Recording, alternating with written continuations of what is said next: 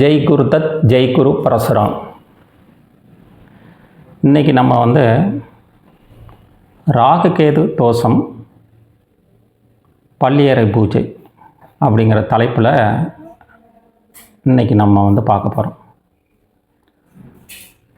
பொதுவாக பார்த்திங்கன்னா ஒரு குழந்தை பிறந்ததுலேருந்து அது வளர்ந்து கல்யாண பருவம் வரும்போது தான்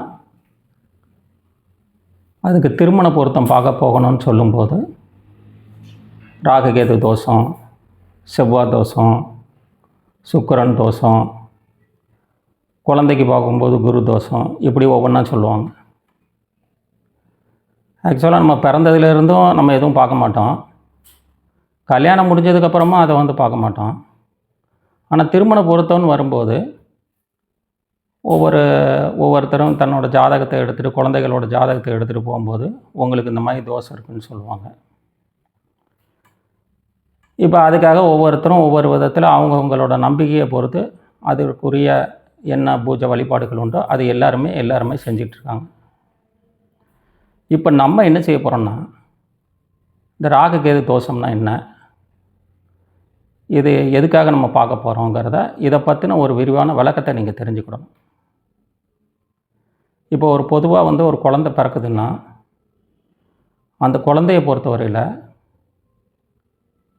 ராகு அப்படிங்கிறது தந்தை வழி ஊழ்வன கர்மாவை கொண்டு வரும். கேதுங்கிற கிரகம் தாய் வழி ஊர்வல கர்மாவை கொண்டு வரும். இந்த ராகு கேதுங்கிறது தாய் வழி ஊழ்வன கர்மாவையும் தந்தை வழி ஊழ்வன கர்மாவையும் கொண்டு வரக்கூடிய ஒரு கிரகம். இது போக உள்ள எல்லா 7 கிரகங்களுமே ஒவ்வொரு விதமான ஊழ்வன கர்ம தோஷத்துக்கு ஏற்றால தன்னோட நன்மை தீமைகளை செய்யும்.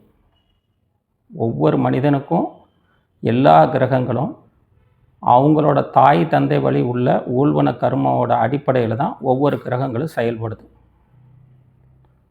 அப்போ ராகுங்கிற கிரகம் தந்தை வழி ஊழ்வன கர்மாவையும் கேதுங்கிறது தாய் வழி ஊழ்வன கர்மாவையும் கொண்டு வர்றதுனால இயற்கையாகவே எல்லாத்துக்குமே ராகு கேதுங்கிற கிரகம் தன்னோட ஊழ்வன கர்மாவை செஞ்சுக்கிட்டு இருக்கு. இப்போ திருமண பொருத்தத்தை வரும்போது நம்ம என்ன புரிஞ்சுக்கிடணும்னா, இந்த ஜாதகத்தில் உள்ள ஊழ்வன கர்மாவுக்கு ஏற்றால பொருத்தம் உள்ள இன்னொரு ஜாதகத்தில் உள்ள இதை நிவர்த்தி பண்ணக்கூடிய அளவுக்கு உள்ள ஜாதகத்தை நம்ம திருமண பொருத்தத்தில் இணைக்கணும். இதுதான் கான்செப்ட். எல்லா கிரகங்களும் தன்னோட ஊழ்வன கர்மாவை தான் செய்யும். அதில் பிரதானமாக இருக்கிறது ராகு கேது. எதனால் ராகு கேது தோஷங்கிறது பிரதானமாக இருக்குன்னா, இந்த 7 கிரகங்களும் ராகு கேதுகளுக்கு கட்டுப்பட்டு தான் இயங்கும். அப்போ ராகு கேதுக்கள் தான் எல்லா கிரகங்களையும் இயக்கிறதுனால நம்ம அதை பிரதானமாக பார்த்துக்கிட்டு இருக்கோம். இப்போ நம்ம இது எப்படி நம்ம சால்வ் பண்ண போகிறோம் இந்த விஷயத்தை, ஒவ்வொருத்தரும் ஒவ்வொரு விஷயத்தை நம்ம அதுக்கு அடிப்படையாக நம்ம நம்பிக்கையில் செய்யும்போது நம்ம என்ன மாதிரி இதை முன்னோர்கள் நமக்கு கொடுத்துருக்காங்கங்கிறத நம்ம தெரிஞ்சுக்க போகிறோம். இப்போ ஒரு கல்யாண பருவம் இந்த கல்யாண பருவத்தில் உங்கள் ஜாதகத்தில் இருக்கக்கூடிய கிரகங்கள் தங்களோட ஊழ்வன கர்ம தோஷத்தை செஞ்சாலும் அதை நிவர்த்தி பண்ணுறதுக்காக நம்ம முன்னோர்கள் என்ன பண்ணாங்கன்னு கேட்டிங்கன்னா, கோவில்களில் பள்ளியறை பூஜையை வச்சுருந்தாங்க. இந்த பள்ளியறை பூஜைக்கும் இந்த கிரக தோஷத்துக்கும் என்ன சம்மந்தம் அப்படின்னு பார்த்தீங்கன்னா, பொதுவாக பள்ளியறை பூஜையில் சிவன் கோவிலிருந்து இரவு அர்த்த ஜாமம் முடிஞ்சதுக்கப்புறம் உற்சவரை எடுத்துகிட்டு பள்ளியறை பூஜைக்காக அம்பாள் கோவிலுக்கு வருவாங்க. வரும்போது என்ன செய்வாங்கன்னு கேட்டிங்கன்னா, நாதஸ்வர ஒலியும் மேளதாளம் முழங்க அங்கேருந்து உற்சவரை கூப்பிட்டு வருவாங்க. பொதுவாக ராகு கேதுங்கிறது ஒரு பாய்சன் கிரகம். அதாவது பாய்சன் கதிர்வீச்சுக்களை கொடுக்கக்கூடிய ஒரு கிரகம். அப்போ கோவில்களில் எதனால் அந்த நாதஸ்வரம் ஒலிகளை இசைக்கிறாங்கன்னா, இந்த பாய்சன் கதிர்வீச்சுகள் நெகட்டிவ் எனர்ஜியை தடுத்து அந்த இடத்துல ஒரு பாசிட்டிவ் எனர்ஜி கொண்டு வரதுக்காக இந்த நாதஸ்வர ஒலியை இசைக்கிறாங்க.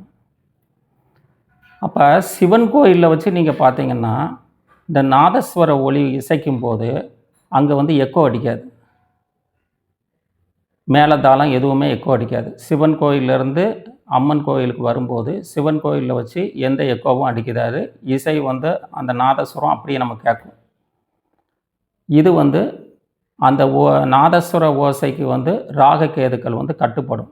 அது ராகுவா சிவன் கோயிலில் அந்த நாதஸ்வர ஓசை வெளிப்படும். இதே உற்சவரை கொண்டுட்டு அம்மன் கோயிலுக்கு வந்தோடனே அம்மன் கோயிலில் வந்து பார்த்தீங்கன்னா இதே நாதஸ்வர ஓசை தான் இருக்கும் பள்ளியற பூஜையில். ஆனால் இந்த ஓசை வந்து மேளதாளம் நாதஸ்வர ஓசை வந்து எதிரொலிக்கும். சிவன் கோயிலில் வந்து எதிரொலிக்காது, அம்மன் கோவிலில் எதிரொலிக்கும். அந்த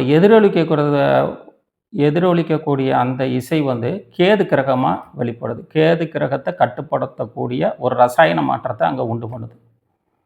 இது எப்படி வெளிப்படுதுன்னு கேட்டிங்கன்னா, சிவன் கோயிலில் உள்ள கட்டட அமைப்புக்கு எதிரொலிக்கக்கூடிய தன்மையில் இருக்காது. அம்பாள் கோவிலில் வந்து கட்டட அமைப்புகள் வந்து எதிரொலிக்கக்கூடிய தன்மையில் அந்த கட்டடங்களை அமைச்சிருப்பாங்க.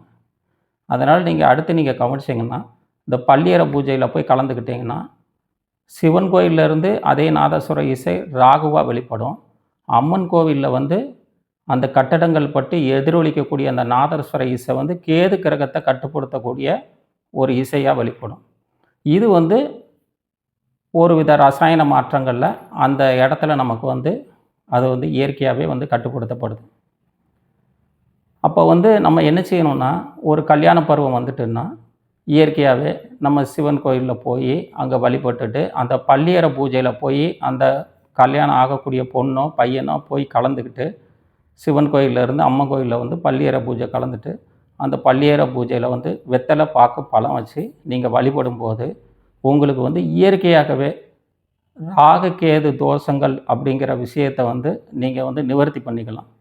எப்போ ராகுவோட தாய் வழி தந்தை வழி ஊழ்வன கர்மாவும் தாய் வழி ஊழ்வன கர்மாவும் உங்களோட கட்டுப்பாட்டுக்குள்ளே உங்களுக்குள்ள ஒரு இது வந்ததுக்குன்னா இயற்கையாகவே எல்லா கிரகங்களும் கட்டுப்பட்டுரும். அப்போ வந்து நம்ம வந்து பள்ளியற பூஜை பார்க்கும்போது இந்த கிரக தோஷங்கள் நீங்குது அப்படிங்கிறதான் கணக்கு.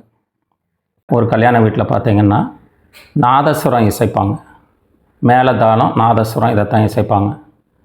இது எதுக்காக இசைக்கிறாங்கன்னு கேட்டிங்கன்னா, அந்த நேரத்தில் அந்த தாலி கட்டுற நேரத்தில் இந்த கல்யாண வீட்டில் பாசிட்டிவ் எனர்ஜி க்ரியேட் பண்ணணுங்கிறதுக்காக நெகட்டிவ் எனர்ஜியை வந்து அங்கே வந்து இல்லாமல் பாசிட்டிவ் எனர்ஜி உருவாக்கணுங்கிறதுக்காக இந்த ராகு கேதுக்களோட பாய்சன் கதிர்வீச்சுகளோட கட்டுப்படுத்துறதுக்காகவும் நமக்கு வந்து இந்த நாதஸ்வரம் இசைக்க தான் நம்ம வந்து கல்யாண வீட்டில் தாலி கட்டுற நேரத்துலையும் கல்யாண வீடுகள்லையும் பார்த்திங்கன்னா இந்த நாதஸ்வரம் இசைக்கிறதுக்கு அர்த்தம் அதனால தான் இசைச்சிக்கிட்டு இருக்காங்க.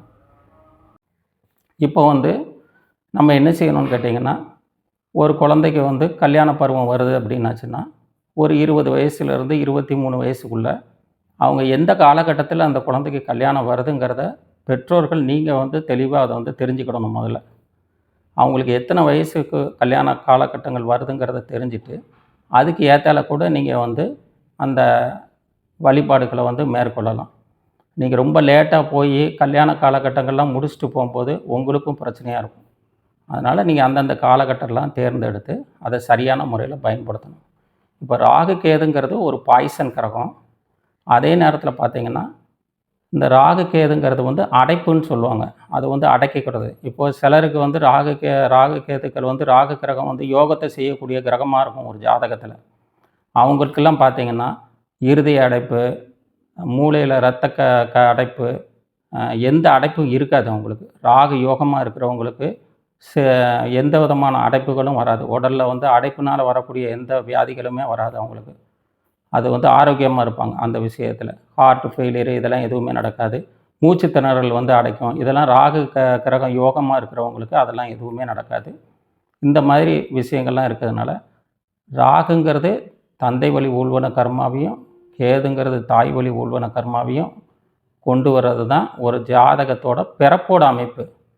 இதை வந்து பொருத்தம் பார்க்கும்போது நம்ம இந்த ஜாதகத்துக்கு மேட்ச் பண்ணுற மாதிரிக்கு பொருத்தம் பார்க்கணும். சில ஜாதகத்தில் ஒரு கிரகம் பாதிக்கப்பட்ட ராகு தான் சுக்கிரன் கிரகத்தை பாதிக்க வைக்கும். கேது வந்து பெண்களுக்கு செவ்வாய் கிரகத்தை பாதிக்க வைக்கும்.